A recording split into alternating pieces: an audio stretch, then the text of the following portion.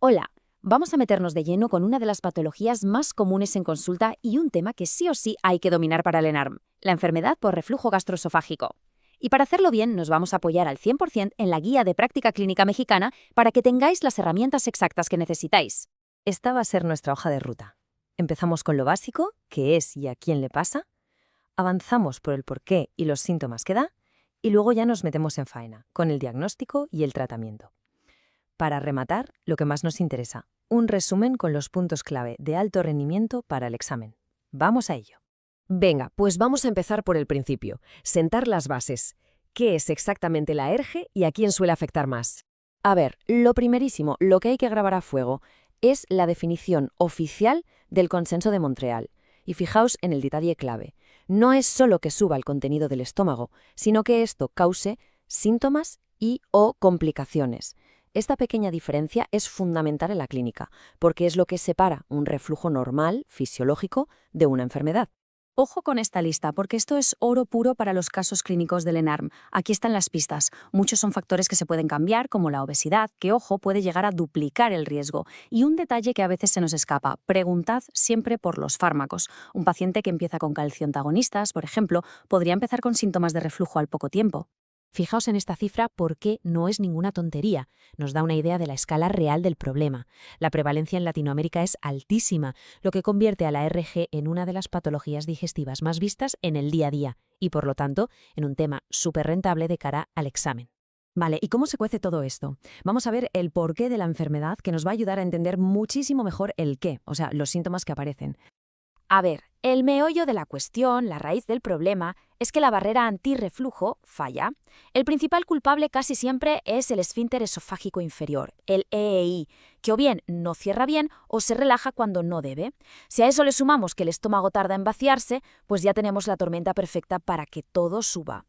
Y aquí llegamos a un punto clave, una división fundamental en la clínica.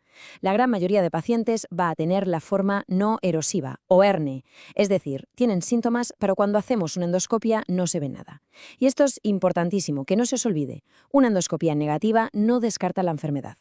Una minoría tendrá la forma erosiva, o ERE, con heridas visibles, con esofagitis. Esta es más común en hombres y tiene más riesgo de complicaciones. El cuadro clínico, como veis, es muy amplio. No es solo la típica acidez y que se te suba la comida.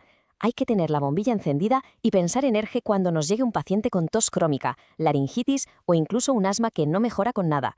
Y por supuesto, lo prioritario siempre es identificar los datos de alarma, porque esos nos obligan a pedir una endoscopia ya mismo. Vale, tenemos una sospecha. Ahora, ¿cómo la confirmamos? Vamos a ver paso a paso el algoritmo diagnóstico que nos propone la guía.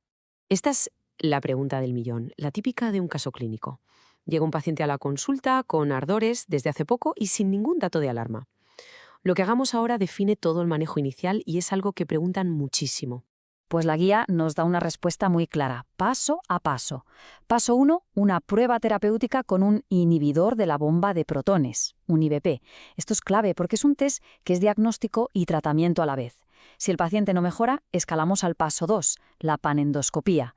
Y si la endoscopía sale normal, pero seguimos sospechando, entonces ya vamos a por el gold standard, la pH-metría de 24 horas. Esta tabla lo resume de maravilla. Lo crucial aquí es entender para qué sirve cada prueba y cuándo pedirla. La endoscopía busca el daño, si se ve algo o no, y nos diagnostica la esofagitis erosiva. La pH-metría confirma si hay reflujo ácido de verdad, sobre todo cuando la endoscopía no ve nada. Y la manometría, ojo, no es para diagnosticar ERGE, sino para ver cómo se mueve el esófago, algo que es imprescindible saber antes de plantear una cirugía. Perfecto, ya tenemos el diagnóstico. Ahora toca hablar del tratamiento, que como veis va desde cambiar algunos hábitos en el día a día hasta pasar por quirófano. Esta frase de la guía es una de esas perlas que hay que memorizar sí o sí para el examen. Para curar la esofagitis erosiva, las heridas, los IBPs son el tratamiento de elección y son mejores que los antagonistas H2. Es un dato rotundo, de altísimo rendimiento. Aquí tenemos la gran duda a largo plazo. ¿Pastillas o cirugía? Es una balanza, claro. La cirugía, la funduplicatura, puede que al año sea más eficaz, pero parece que esa ventaja se va perdiendo a los 5 años. Al final, la decisión depende mucho de lo que prefiera el paciente y si está dispuesto a tomar medicación de por vida. Y esto es importantísimo a la hora de decidir quién es un buen candidato para operar. Un paciente con sobrepeso, una hernia hiatal grande o, muy importante, que no respondió bien a los IVP antes de operar, tienen más papeletas de que la cirugía no funcione bien. Son, digamos, banderas rojas que nos dicen que la cirugía podría no ir tan bien. Bueno, ¿y qué pasa a largo plazo? ¿Y si el tratamiento falla o hay que operar? Vamos a meternos ahora en el terreno de la cirugía, qué opciones hay y, sobre todo, qué hacer si los síntomas vuelven después de la operación.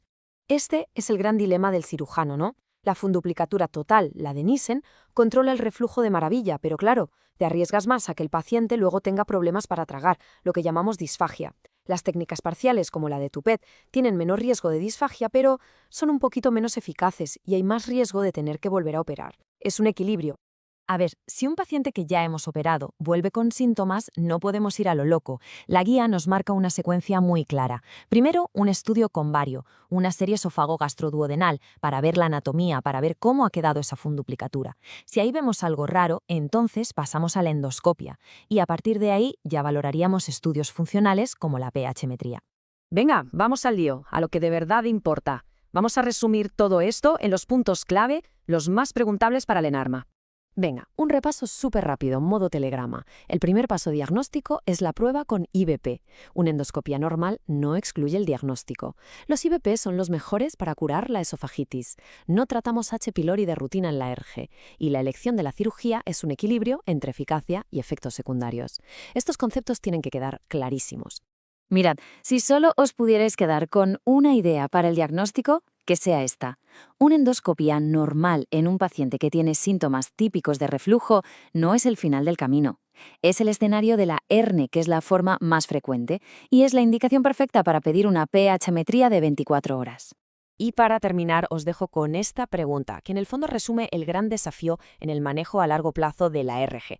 No hay una respuesta fácil, ¿eh? Es justo aquí donde la ciencia choca con la realidad del paciente, donde tenemos que sentarnos a hablar y tomar una decisión conjunta. Ahí está la clave.